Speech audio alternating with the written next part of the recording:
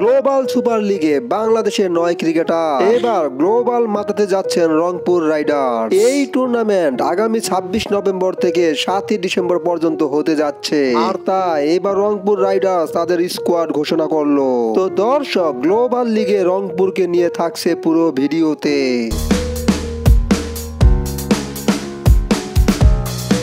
West ইন্ডিজে হতে যাওয়া 5 দেশের ফ্রাঞ্চিক মিলিয়ে গ্লোবাল লিগ। এই লিগে প্রথমবারের মতো বিপিএল এ রংপুর রাইডার্সও অংশগ্রহণ করবে।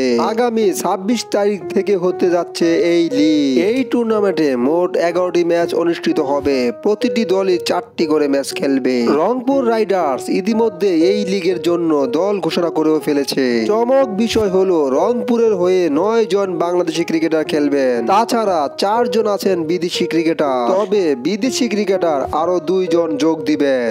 এক নজরে দেখা যাক গ্লোবাল টি-20 লিগের জন্য রংপুর রাইডার্সের স্কোয়াড। দেশি ক্রিকেটারদের মধ্যে আছেন অধিনায়ক নুরুল হাসান সোহাগ, আরো আছেন pace bowling allrounder Mohammad Saifuddin. তাছাড়া দলে রয়েছেন স্পিন অলরাউন্ডার শেখ মেহেদী হাসান। তাছাড়া ওপেনিং হার্ড হিটার সৌম্য সরকারও রয়েছেন। সাথে আছেন বিশ্ব সেরা লেগ ব্রেক রিশাদ হোসেন। তাছাড়া মারকুটে ব্যাটসম্যান শারিফ হাসান এবং আফিফ হোসেনও আছেন। তাছাড়া দলে রয়েছেন গতি মাস্টার নাহিদ রানা এবং আরাফাত সানি এবং কামরুল ইসলাম রাব্বিও রয়েছে। এই হলো বাংলাদেশের 9 ক্রিকেটার। বিদেশি ক্রিকেটারদের মধ্যে আছেন ওয়েস্ট ইন্ডিজের অলরাউন্ডার ম্যাথু ফোর্ড, সাথে আছেন ইংল্যান্ডের top order batsman well Madsen এবং জ্যাক চ্যাপেল। তাছাড়া যুক্তরাষ্ট্রের অলরাউন্ডার হারমিত সিংও রয়েছে। তো দর্শক, গ্লোবাল সুপার লিগে রংপুর রাইডার্স কেমন খেলতে পারেন অবশ্যই আপনাদের মন্তব্যগুলো কমেন্ট বক্সে জানিয়ে দিবেন এবং চ্যানেলটি সাবস্ক্রাইব করে পাশে থাকবেন। ধন্যবাদ।